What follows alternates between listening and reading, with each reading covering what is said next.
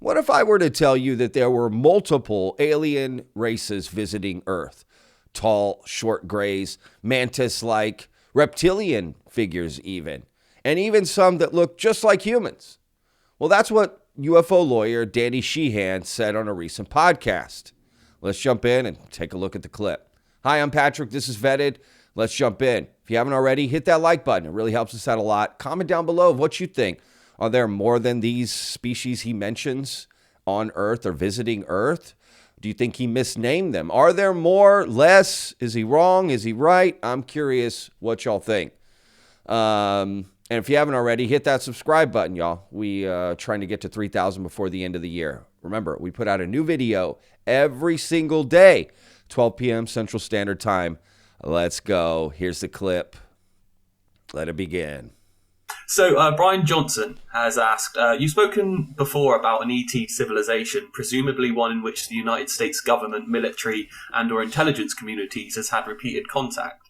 In the spirit of disclosure, are we talking about greys, human-like but clearly not us, or human-looking and pretty much indistinguishable from us, or are we looking at a multi-species civilization? So real quick, this is on the Amazing People podcast. I will put a link down in the description so you can watch the full interview with Danny Sheehan. It's a multi-species civilization. There's no doubt about that. You know, that they're the small grays that are only like about 4 feet, 3.5 to 4 feet tall. There are the tall grays that are as much as like 6 feet tall. There are the reptilians, as they're called, that are actually strangely attractive and not frightening to some people. And then we have what they call the mantis people. They're tall, very tall and skinny, kind of curved over. They strike people as like a praying mantis. They call the mantis people. And then there's, of course, this extraordinary set of discussions that have gone on about there being a species that is, in fact, humanoid, that is directly human. And they generally refer to them as coming from the Pleiades. It's not clear. That sounds like a little... It sounds like an effort to soften the blow that there is extraterrestrial life, and that it gets into this entire thing about, oh, well, maybe they're our ancestors, you know, and that we've been seeded here on this planet by them. There's a whole series of things that we're going to have to investigate at the New Paradigm Institute. That's one of the reasons we have the full institute that's established now, so that we can study these things and evaluate the different information about it all, track it down, try to verify what it is that can be asserted. I'm putting together a memo on the 100 facts that we feel confident at the outset of this whole process in declaring to be true, so that people can come to the New Paradigm Institute as a source of credible, solid information, because there's an awful lot of speculating that has gone on, and people just end up drinking their own Kool-Aid here. You know, they end up speculating about what a civilization might look like, how many different species there are, etc. And then after a while, people start getting the echoes of those stories, and they end up assuming they must be true. I got to stop Danny here. It sounds like he's literally talking about himself. Like, does he not see the irony here? Look, I'm not saying that there's not these alien species visiting Earth. I'm not saying that. But what I am saying is he says it so flippantly, like, oh, yeah, there's a McDonald's down the road from me. Oh, yeah, there's these alien species coming, without any proof or proof, evidence, like this is why we think they're coming.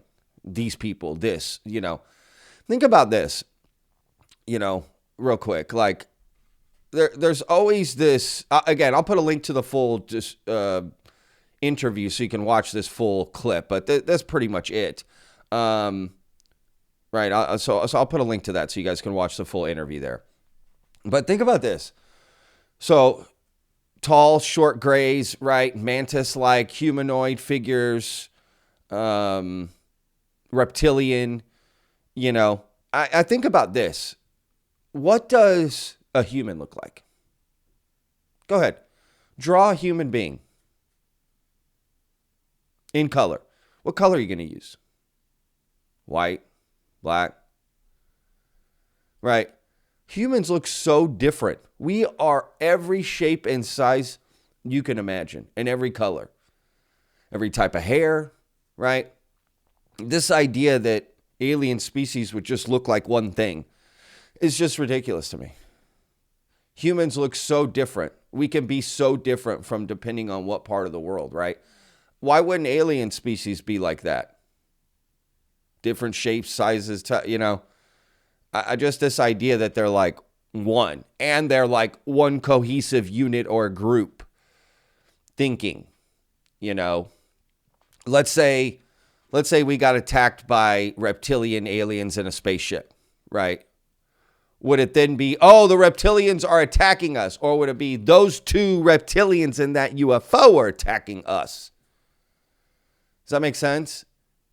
It's like, does everyone back on their home planet agree with what they're doing and support? You know, that's my whole thinking with a lot of this, is that it becomes very singular, right? You talk about an alien species, it becomes like they all think together as one, and I just don't see that. I don't see that. You know? So I'm curious. I'm curious to read the comments, first of all. What y'all are going to say about this. Tall, short grays, reptilians. Again, clearly they have to be something. And if we have alien bodies, right? But again, just because, I mean, if you got a, you know, if let's say aliens were to get a human corpse, it was like, you know, Dikembe Mutombo, right? They'd be like, oh, this is what all humans look like? No, not even close. You know, so I think even if we were to capture an alien, that doesn't mean anything. That doesn't mean that's what the rest of them look like. And within that, we have our own unique features on our face. We can identify people, right? You can pick, you know, your best friend out of a crowd of 1,000 people. Why? Because we have unique features. You know, birthmarks or this or scar or this or that, or like this idea that these other species wouldn't have that either. You know, tattoos and just, you know, life experience you wear, wrinkles. You know, I don't know. Now, the flip side, Patrick, is it, you know, someone I'm sure is going to comment, well, they're just so advanced. They've gone beyond all that. Okay, that is a possibility. Okay, just saying. That is a possibility that there is a species that just cohesively comes together as one thing. They all look the same, talk the same, act the same. There is no individuality. I get that. That's a possibility. But I think that's the least possibility. I think there's just, I think, here it is. This simply said this way. The UFO topic lacks individuality. When people talk about aliens and being visited, and it lacks individuality and uniqueness. And again, look at how unique humans are to each other. Granted, we have things in common. 2 eyes, a nose, right? 2 ears. Okay. Things we need to take in our surroundings, right? Reality. But again, we are also very unique. I've also noticed, like, with aliens and stuff, there's no color. There's no pizzazz. What, like, extraterrestrials have, like, lost all the color scheme? Like, rainbows? Like, colors are gone. Why is there no, like, red, candy apple red, you know, UFOs flying around with chrome, you know? It's like,